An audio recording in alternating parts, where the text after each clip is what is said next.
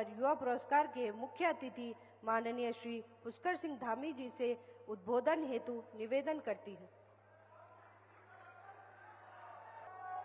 चलिए, भारत माता की, भारत माता की, ज्ञानशील एकता, ज्ञानशील एकता। अखिल भारतीय विद्यार्थी परिषद के 71वें राष्ट्रीय अधिवेशन एवं प्रोफेसर यशवंतराव केलकर युवा पुरस्कार समारोह में मंच पर आसीन अखिल भारतीय विद्यार्थी परिषद के राष्ट्रीय अध्यक्ष डॉक्टर रघुराज किशोर तिवारी जी,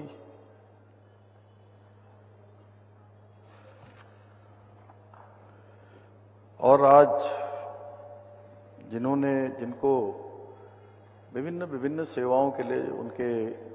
द्वारा स्वयं ही यहाँ पर बहुत विस्तार से बताया गया, जिनको आज प्रोफेसर यशवंतराव केलकर पुरस्कार से सम्मानित किया गया, ऐसे श्री कृष्ण पांडे जी, राष्ट्रीय महामंत्री डॉक्टर बीरेन्द्र सिंह सोलंकी जी, और जिन्होंने यहाँ पर बहुत विस्तार से और कम शब्दों में गागर में सागर भरने का काम किया, डॉक्टर छगन भाई पटेल जी, श्री विवेक पुजारी जी, और आज की इस समारोह की संचालिका बहन कुमारी कंचन पवार जी, यहाँ पर उपस्थित अखिल भारतीय विद्यार्थी परिषद के राष्ट्रीय संगठन मंत्री आशीष चौहान जी, सह संगठन मंत्री एस बालकृष्ण जी, गोविंद नायक जी, देवदत्त जोशी जी, और आज हमारे बीच में बड़े सौभाग्य से जिन्होंने लंबे समय तक विद्यार्थी परिषद में काम किया है, कार्यकर्ता के नाते, संगठन मंत्री के नाते संगठन को गति देने का काम किया है, वे भारतीय जनता पार्टी के राष्ट्रीय महामंत्री आदरणीय विनोद तावड़े जी, और उन्हीं के साथ पूर्व में महाराष्ट्र में प्रदेश की मंत्री रही, नारी शक्ति की प्रतीक श्रीमती वर्षा तावड़े जी, राष्ट्रीय स्वयंसेवक संघ के प्रांत प्रचारक डॉक्टर शैलेंद्र जी, क्षेत्रीय संगठन मंत्री मनोज निकरा जी, विपिन जी, और आज के कार्यक्रम में इस अतिथि के रूप में आए हुए भारत सरकार के मंत्री अल्मोड़ा पिथौरागढ़ लोकसभा के सांसद आदरणीय अजय टमटा जी, प्रदेश अध्यक्ष भट्ट जी, अंकित जी, ऋषभ जी, यशवंत पवार जी, और हमारे राज्य के विधानसभा के सदस्य आदरणीय किशोर उपाध्याय जी, श्री सुरेश गढ़िया जी, और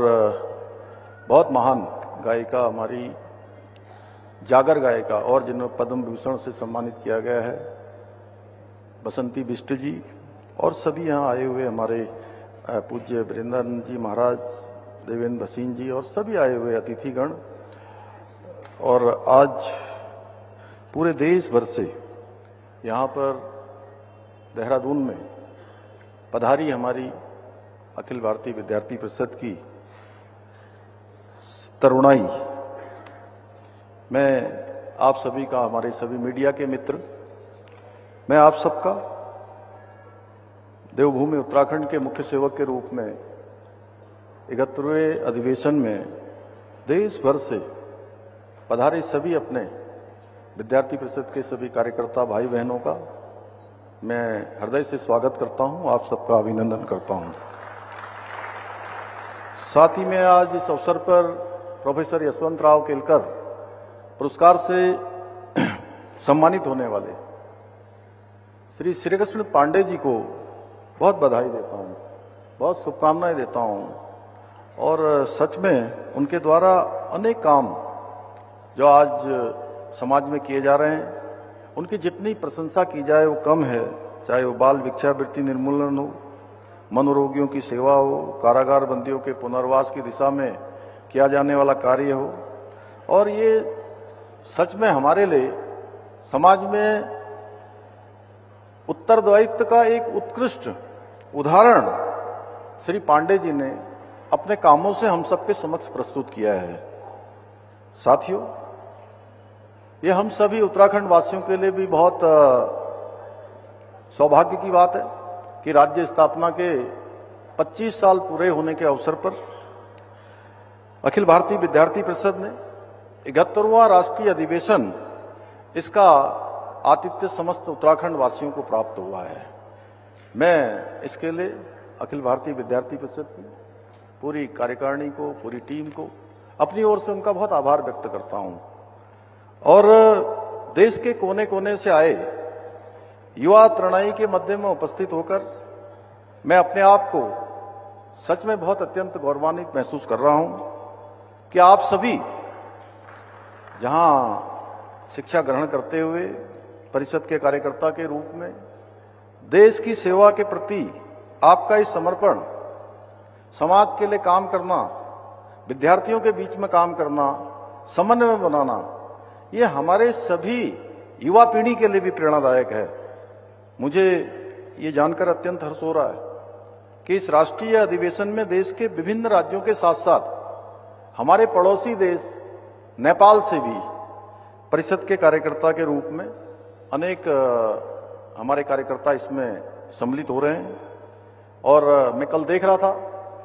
कि वैसे तो जब से यहाँ राष्ट्रीय अधिवेशन की तैयारी प्रारंभ हुई तब से ही मन में मुझे भी अपने विद्यार्थी परिषद के समय के किए हुए जो कार्यकर्ता के रूप में, जो परिषद के कार्यकर्ता के रूप में समाज में, छात्र जीवन में जो काम किया, वो सब स्मरण में आया। लेकिन जब यहाँ विद्यार्थी परिषद का अधिवेशन की तैयारियां प्रारंभ हुई और मनोज जी और एक मैं बीच में आशीष जी ने यहाँ पर पूरी टीम के साथ यहाँ पर बैठक करी तैयारियों के लिए, मुझे उसमें भी जाने का सौभाग्य प्राप्त हुआ। तो सच में अपने आप में मेरे लिए बहुत एक अलग प्रकार का स्मरण था जिसको शब्दों में कह पाना कठिन था। और मैं कल शाम को देख रहा था जब मैं पूरे देश भर के कार्यकर्ता, देश भर के हमारे विद्यार्थी, कोई नॉर्थ ईस्ट से है, कोई तमिलनाडु से है, कोई समुद्र तटों से है, कोई राजस्थान से है, कोई मरुस्थल से है, कोई मध्य क्षेत्र से आया है। और बिहार वालों का तो कहना ही क्या, उन्होंने तो वहां पहुंचते ही जो है, और संयोग से हमारे आज के अधिवेशन में जो यहाँ अतिथि के रूप में सम्मिलित हुए हैं आदरणीय विनोद तावड़े जी, उन्होंने बिहार को बहुत नजदीक से इस बार देखा है। वो पूरे बिहार के प्रभारी के नाते उन्होंने पूरे बिहार के हुए चुनाव जो संपन्न हुए हैं उसका वहां पर संचालन भी किया। सच में इस अधिवेशन में देखने को जो मिलता है वो विचारों की एकता, राष्ट्र भाव की शक्ति से हम सबको एक सूत्र में पिरोकर रखने का काम कोई संगठन करता है इस प्रकार से छात्रों के बीच में, तो अखिल भारतीय विद्यार्थी परिषद करता है।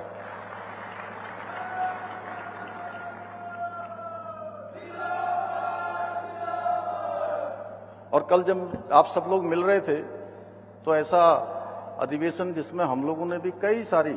ऐसी शोभा यात्रा में भाग लिया, उन सबका मुझे स्मरण हो रहा था। मैं भी आप सबकी तरह ही विद्यार्थी परिषद के कार्यकर्ताओं के बीच में रहकर, विद्यार्थियों के बीच में रहकर, छात्रों के बीच में रहकर विद्यार्थी परिषद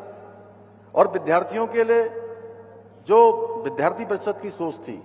उसको विद्यार्थियों के बीच में ले जाने का काम उनके बीच में सक्रियता से करता रहा हूं।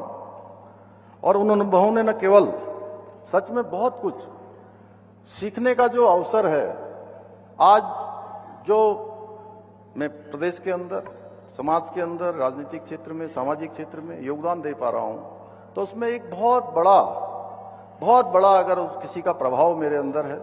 तो विद्यार्थी परिषद के कार्यकर्ता के रूप में काम करने का अनुभव है। और आज भी जो मूल्य और आदर्श मेरे जीवन की आदर्शशिला की तरह हैं, जो मुझे प्रतिदिन अनुशासन के साथ साथ सेवा पथ पर बढ़ने के लिए प्रेरित करते हैं, वो अखिल भारतीय विद्यार्थी परिषद ही है जिस संगठन ने सच में सबसे पहले हमें समाज के बीच में काम कैसे किया जाता है ये शिक्षा देने का काम किया, संस्कार देने के काम किए। अखिल भारतीय विद्यार्थी परिषद का ये राष्ट्रीय अधिवेशन कोई एक सामान्य अधिवेशन नहीं है, बल्कि राष्ट्र निर्माण का ये पवित्र यज्ञ है और इस पवित्र यज्ञ के प्रति समर्पित हमारे पूरे देश भर के आए हुए युवाओं का एक महासंगम है। मुझे पूरा विश्वास है कि इस मंच से निकलने वाले विचार, संकल्प राष्ट्र निर्माण की दिशा में मील का पत्थर साबित होंगे और देश के विकास और सामाजिक प्रगति को नई दिशा देने में बहुत महत्वपूर्ण भूमिका निभाएंगे। साथियों,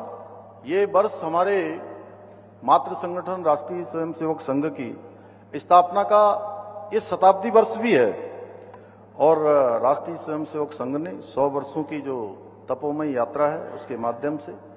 भारत में सांस्कृतिक पुनर्जागरण, सामाजिक समरसता, राष्ट्र गौरव और राष्ट्रनिष्ठ सेवा की ऐसी दिव्य धारा प्रवाहित की जिसने देश के कोने कोने में राष्ट्रीय चेतना की अखंड ज्योति को प्रज्वलित करने का काम किया है। और संघ की दिव्य धारा से ही 1949 में अखिल भारतीय विद्यार्थी परिषद का निर्माण हुआ, अखिल भारतीय विद्यार्थी परिषद की स्थापना हुई और स्वतंत्र भारत के इतिहास में जब देश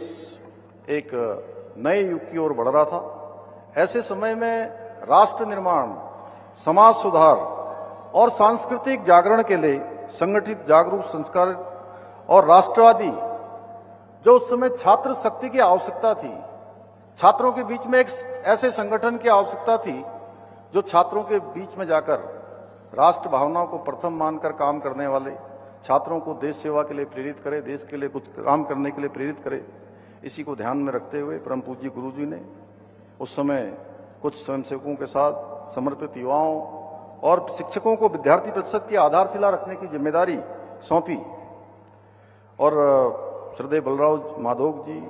प्रोफेसर यशवंतराव केलकर जी ज्ञानशील एकता के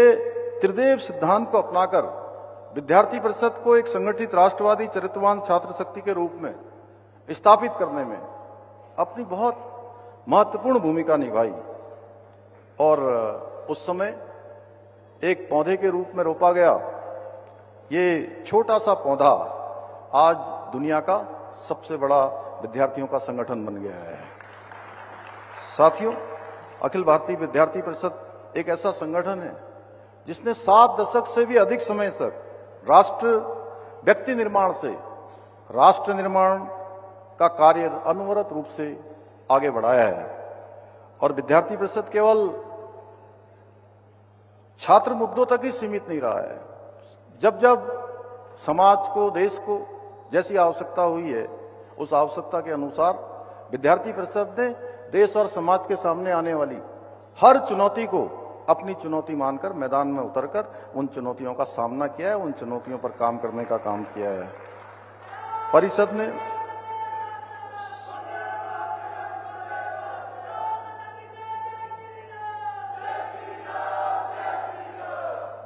ने छात्र शक्ति को जागृत, संगठित और संस्कारित करने का कार्य किया है ताकि वो चरित्रवान, कर्तव्यनिष्ठ और राष्ट्रभक्त नागरिक बनकर देश की उन्नति में अपना योगदान दें। विद्यार्थी परिषद ने युवा पीढ़ी को सदैव राष्ट्र प्रथम की भावना को उनके अंदर पूरी तरह से रोपित करने का काम किया है। देश के प्रत्येक कोने में आज शिक्षा के मंदिरों से लेकर देश की सीमाओं तक परिषद के कार्यकर्ता राष्ट्र निर्माण के लिए समर्पित होकर अपना योगदान दे रहे हैं और परिषद एक ऐसा संगठन है जो विद्यार्थियों के बीच में रहकर उनमें समाज, राष्ट्र के सम्मुख आने वाली चुनौतियों को अपना मानकर डट कर मुकाबला करने के लिए इस भावना को विकसित करने का काम कर रहा है। जब भी समाज को, राष्ट्र को, छात्र छात्राओं की जरूरत पड़ी है, तब विद्यार्थी परिषद ने ढाल बनकर चुनौतियों का सामना किया है, देशव्यापी आंदोलनों का नेतृत्व किया है और इसी वर्ष हम लोगों ने आपातकाल के 50 साल पूरे होने के संबंध में पूरे देश भर के अंदर अनेक कार्यक्रमों का आयोजन किया। आपातकाल के समय में विद्यार्थी परिषद की भूमिका भारतीय लोकतंत्र के इतिहास में सदैव स्वर्ण अक्षरों से अंकित की जाएगी। हजारों कार्यकर्ताओं ने जेलें भरी, यातनाएं सही, अंधकार के उस काले दौर में भी, लेकिन लोकतंत्र की लौ को कम नहीं होने दिया, उसको बुझने नहीं दिया। विद्यार्थी परिषद ने बीते 7 दशकों में विद्यार्थियों को शिक्षा, संस्कार, स्वावलंबन प्रदान करने में बहुत महत्वपूर्ण भूमिका निभाई है। परिषद ने अपने स्थापना काल से ही समाज और राष्ट्र हित में बड़े परिवर्तन लाने की अद्भुत अग्रदूत के रूप में हमेशा काम किया है। चाहे स्कूल हो, कॉलेज हो, विश्वविद्यालय हो, परिषद के कार्यकर्ताओं ने छात्रों के भीतर राष्ट्रवाद की अलग को जगाने का अतुलनीय कार्य किया है। आज हम पहले पूर्वोत्तर के कुछ राज्यों में जाते थे, मैं भी पूर्वोत्तर के राज्यों में जाने का मुझे अवसर मिला है, तो वहां पर भारत माता के नारे जितनी जोर से आज लगते हैं उसमें बहुत न्यूनता होती थी। अगर आज पूरे देश के अंदर भारत माता के जय का नारा देने का काम और प्रत्येक विद्यार्थी के होंठों पर कोई कार्यक्रम शुरू होता है तो वो जयकार भारत माता की जय का नारा देने का काम भी आप जैसे परिषद के कार्यकर्ता ही करते हैं।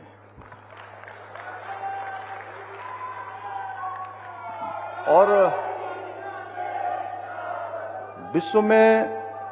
कोई ऐसा संगठन नहीं है, विश्व में कोई ऐसा संगठन नहीं है जिसके पास युवाओं की इतनी बड़ी टीम हो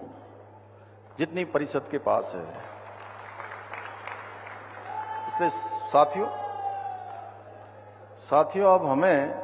अपनी इस शक्ति को भारत के निर्माण में लगाना है, विकसित भारत के संकल्प को सिद्धि तक पहुंचाने में लगाना है। साथियों, आज भारत की युवा शक्ति हमारे राष्ट्र की सबसे बड़ी शक्ति कोई है तो हमारी युवा शक्ति है, जो हमारी सबसे बड़ी पूंजी है, जो अपने प्रतिभा से, अपने संकल्प के बल पर सशक्त, समृद्ध और आत्मनिर्भर भारत के स्वप्न को साकार करने की क्षमता रखती है। यदि इस ऊर्जा को सही दिशा में लगाया जाए, सही मार्गदर्शन किया जाए, तो हमारा देश न केवल एक आर्थिक महाशक्ति के रूप में उभरेगा, बल्कि फिर से जो हम बार बार कहते हैं भारत विश्वगुरु था, भारत सोने की चिड़िया था, भारत फिर से विश्वगुरु बन जाएगा। उस मार्ग पर भारत आगे बढ़ चुका है। और स्वामी विवेकानंद जी ने कहा था कि युवा शक्ति ऊर्जा के असीम सागर के समान है। युवाओं के अंतर अनंत ऊर्जा है और उनकी जो क्षमता है वो अनंत है। मेरा मानना है इस ऊर्जा को सही दिशा में उपयोग करके ही हम एक भारत श्रेष्ठ भारत के सपने को साकार कर सकते हैं। साथियों, आज आदरणीय प्रधानमंत्री जी के नेतृत्व में, श्री नरेंद्र मोदी जी के नेतृत्व में एक कर्मशील नेतृत्व, एक विजनरी दूरदर्शी नेतृत्व, युवा शक्ति को राष्ट्र शक्ति मानकर विकसित और आत्मनिर्भर भारत के निर्माण की दिशा में निरंतर कार्य किया जा रहा है। आज startup India, skill India, digital India, make in India, fit India और नई शिक्षा नीति जैसी अनेक योजनाओं के माध्यम से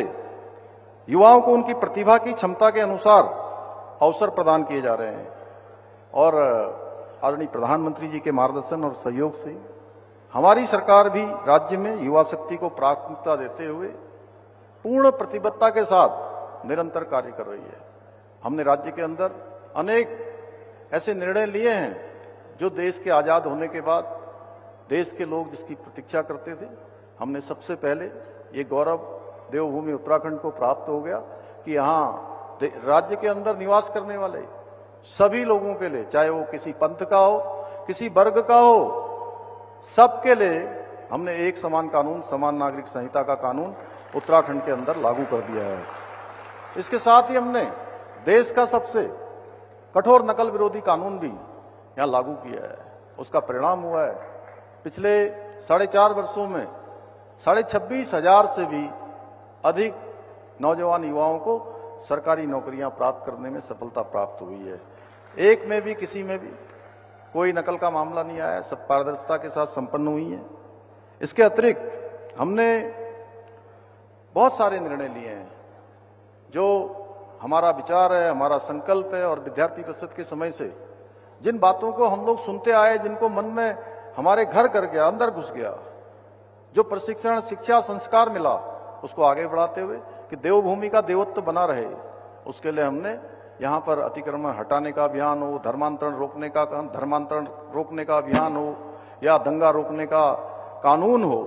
ये सारे ही कानून हमने बनाया है। अभी हाल ही में हमने शिक्षा के क्षेत्र में एक नया कानून लाकर मदरसा बोर्ड को भी पूरी तरह से यहां समाप्त करने का निर्णय लिया है। हमने लैंड जिहादियों से यहां की सरकारी भूमि को मुक्त करवाते हुए 10,000 एकड़ से भी अधिक सरकारी जमीनों को हमने लैंड जिहादियों के पंजे से मुक्त कराया है। भाइयों बहनों, अभी आज प्रधानमंत्री जी ने अपने मन की बात में भी हमारे राज्य के अंदर जो विंटर टूरिज्म हमने शुरू किया है, शीतकालीन यात्रा, उसका भी उन्होंने आज की मन की बात में उन्होंने उल्लेख किया है कि, और मैं प्रधानमंत्री जी का धन्यवाद इस बात के लिए करता हूं कि पिछले वर्ष हमने शीतकालीन यात्रा यहां प्रारंभ करी थी, और उस शीतकालीन यात्रा एक हमारा नवाचार था। मैं देख रहा हूं, मैंने कुछ मीडिया रिपोर्ट्स और वीडियो में देखा कि देश के विभिन्न क्षेत्रों से आए हुए हमारे विद्यार्थी इस बात का अफसोस जताते दिखे कि अधिवेशन के समय पवित्र 4 धामों के कपाट बंद रहते हैं। ये सच है, जब हमारा अधिवेशन आयोजित हो रहा है उस समय 4 धामों के कपाट शीतकाल के लिए बंद हो जाते हैं। इस कारण यहाँ पर पहले से ही यहाँ पर प्रदर्शनी के माध्यम से 4 धामों के दर्शन की व्यवस्था की गई है। लेकिन साथियों, आप लोग 4 धाम की शीतकालीन जो गद्दी हैं, जो शीतकालीन प्रवास स्थल हैं, जैसे भगवान केदारनाथ जी का शीतकालीन प्रवास ओंकारेश्वर में होता है, ओंकारेश्वर मंदिर में, और उसी प्रकार से पांडुकेश्वर में बद्रीनाथ जी का, या जोशीमठ में, या खरसाली यमुनोत्री जी का, और मुखवा हर्षिल गंगोत्री जी का, जहां पर माननीय प्रधानमंत्री जी ने भी पिछले वर्ष आकर उस स्थल के दर्शन किए थे। वो स्थान हमारे शीतकालीन गद्दियां वहां पर प्रवास करती हैं, और जहां जहां ये विराजमान होती हैं शीतकालीन में, वहां की यात्रा भी उतनी ही पुण्य प्रदान करने वाली होती है, उतनी ही पवित्र होती है। इसलिए हमने शीतकालीन यात्रा की शुरुआत की है, ताकि शीतकाल के समय में भी उत्तराखंड की इस आध्यात्मिक जो यात्रा होती है, अध्यात्म का एक स्वरूप है, उसका आप सब आनंद ले सकें। देशवासियों के लिए हमने शीतकालीन यात्रा प्रारंभ की है। इसलिए आज प्रधानमंत्री जी ने जो मन की बात था, उसमें अनेक देशों में, जैसे उन्होंने देशों का जिक्र किया है कि winter festival, skiing, family, snow park जैसे अनुभवों को अपनी पहचान बनाया है। और इन दिनों उत्तराखंड का भी जो ये विंटर टूरिज्म है, ये लोगों को बहुत आकर्षित कर रहा है। जैसे आदि कैलाश की यात्रा, ये लगभग 17,000 फुट की ऊंचाई पर होने वाली यात्रा है, और आज से 3 साल पहले तक कुल 2,000 पर्यटक यहाँ पर आते थे। बहुत कठिन होता है, कई बार 4 धाम यात्रा की आप लोग बात सुनते होंगे कि आज यहाँ आपदा आ गई, यहाँ लैंडस्लाइड हो गया, यहाँ पर लोग फंस गए हैं। लेकिन मैं आप सबको बताना चाहता हूँ, क्योंकि सोलंकी जी, इतना बड़ा ये मंच है हमारा कि पूरे देश भर की पूरी तरुणाई यहाँ है, और यहाँ का अर्थ है कि पूरे देश के अंदर जाना। उसके बावजूद भी हम लोग प्रयास करते हैं कि उस यात्रा को अच्छा बनाएं, लोगों के लिए सुरक्षित बनाएं और आसान बनाएं। लेकिन फिर भी बहुत कुछ करते हुए भी कई बार कई भौगोलिक परेशानी है, मौसम की परेशानी है, हर वर्ष हमको किसी न किसी रूप में इन परेशानियों का सामना करना पड़ता है। लेकिन फिर भी इस वर्ष भी 3 महीने तक लगातार आपदा होने के बाद 51 लाख से अधिक श्रद्धालुओं ने इन 4 धामों के हमारे यहाँ दर्शन किए हैं। और अभी आदि कैलाश में राज्य की पहली एल्टीट्यूड मैराथन रन का भी आयोजन किया गया, जो कि 60 किलोमीटर लंबी आदि कैलाश रन कड़कड़ाती सर्दी में सुबह 5 बजे शुरू हुआ था। आप लोग जाएंगे तो आज के मन का बात का प्रधानमंत्री जी का जो कार्यक्रम है उसमें देखेंगे तो उन्होंने विस्तार से उसका उल्लेख किया है। मेरे युवा साथियों, मैं अंत में यही कहना चाहता हूं कि युवा देश का भविष्य हैं, लेकिन मैं कहता हूं आप देश का भविष्य भी हैं और वर्तमान भी आप ही हैं, क्योंकि आप ही वर्तमान को दिशा देने का काम और सामर्थ्य देने का काम और भविष्य को आकार देने की क्षमता आप सब में है। इसलिए हमारी सरकार युवाओं को राष्ट्र निर्माण की धुरी मानते हुए उनके समग्र विकास और उन्नति के लिए पूरी प्रतिबद्ध होकर निरंतर कार्य कर रही है। मुझे पूरा विश्वास है आप सभी युवा साथी देश की प्रगति और समृद्धि में अपनी पूरी निष्ठा के साथ, पूरे समर्पण के साथ अपना योगदान इसी प्रकार देते रहेंगे और भारत को आत्मनिर्भर और विकसित राष्ट्र बनाने के आदरणीय प्रधानमंत्री जी के विकल्प रहित संकल्प को पूरा करने के लक्ष्य में भागीदार होकर इस यात्रा के सहयोगी बनेंगे, सहयात्री बनेंगे। इसी विश्वास के साथ पुनः आप सभी को एक बार फिर से मैं अपनी शुभकामनाएं देते हुए आप सबके उज्जवल भविष्य की कामना करते हुए अपनी बात को समाप्त करता हूं। बहुत बहुत धन्यवाद।